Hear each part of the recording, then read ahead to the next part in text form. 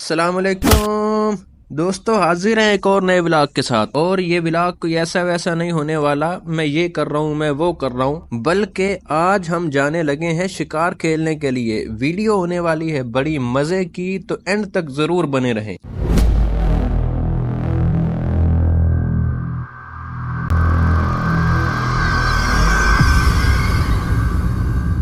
سب سے پہلے آپ لوگ ملے میری ٹیم کے ساتھ۔ یہ میں ہوں حمزہ میو، اور میں نے بائک چلانی ہے اور سردی بہت زیادہ ہے، لیکن اس کے باوجود اب ہمت تو کرنی پڑے گی، کیونکہ جب کسی چیز کا شوق ہو تو پھر انجام نہیں نہ دیکھے جاتے۔ اور دوسرے نمبر پر یہ ہیں پپو بھائی، اور یہ سب سے مشکل کام کرنے والے ہیں۔ جب کوئی شکار یا پرندہ گرے گا، اس نے پکڑ کے لانا ہے، اور اس نے نہیں دیکھنا پانی ہے، جنگل ہے، خطرہ ہے یا کچھ بھی ہے، اس نے بس جانا ہے اور لے کر کے آ جانا ہے۔ اور تیسرے نمبر پر یہ ہے ہمارے گروپ کا سردار، ہمارا مین کریکٹر جو ہمارا سنائپر ہے۔ اس نے آپ کو آج ریئل سنائپنگ دکھانی ہے، اور آپ کو بتا دوں اس کی نظر چیل کی نظر ہے، کوئی پرندہ اس سے بچ نہیں سکتا۔ اچھا جی، ہم جب نکلتے ہی ہماری شروعات اچھی ہو گئی۔ ایک ہی جگہ سے ہم نے 3 پرندے مارے، جن کو ہم اپنی زبان میں کرل بولتے ہیں۔ یہ کافی موٹا پرندہ ہوتا ہے اور طاقتور بھی ہوتا ہے، اس لیے ان تینوں نے ہم تینوں کی بہت دوڑیں لگوائیں۔ بہت ان کے پیچھے بھاگ دوڑ کرنے کے بعد ان کو ہم نے پکڑا۔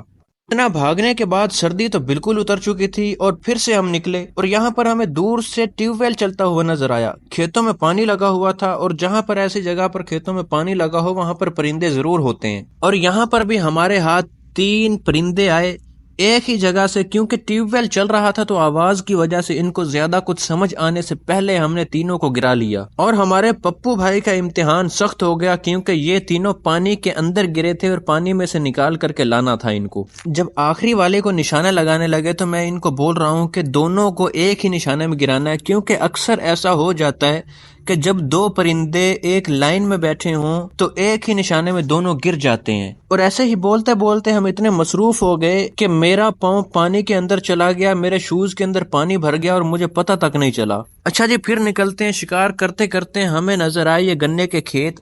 جب ان کے قریب سے گزرے جن کے ساتھ گڑ اور چینی بنائی جاتی ہے، پھر خیال آیا کہ آپ کی زندگی کے اندر بھی کچھ لوگ شوگر کی طرح ہوتے ہیں، جو زبان کے تو بہت میٹھے ہوتے ہیں، لیکن اسی شوگر کی طرح وہ آپ کی زندگی کو تباہ کر کے رکھ دیتے ہیں۔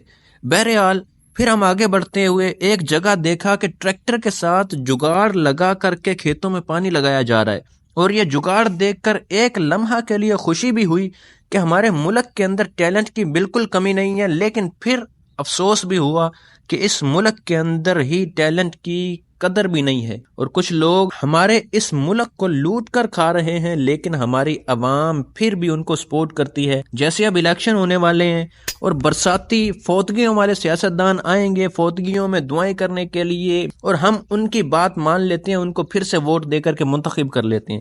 بہرحال ٹیوب ویل دیکھا تو سوچا یہاں پر بھی ضرور کچھ نہ کچھ ملے گا، اور پھر سے وہی ہوا۔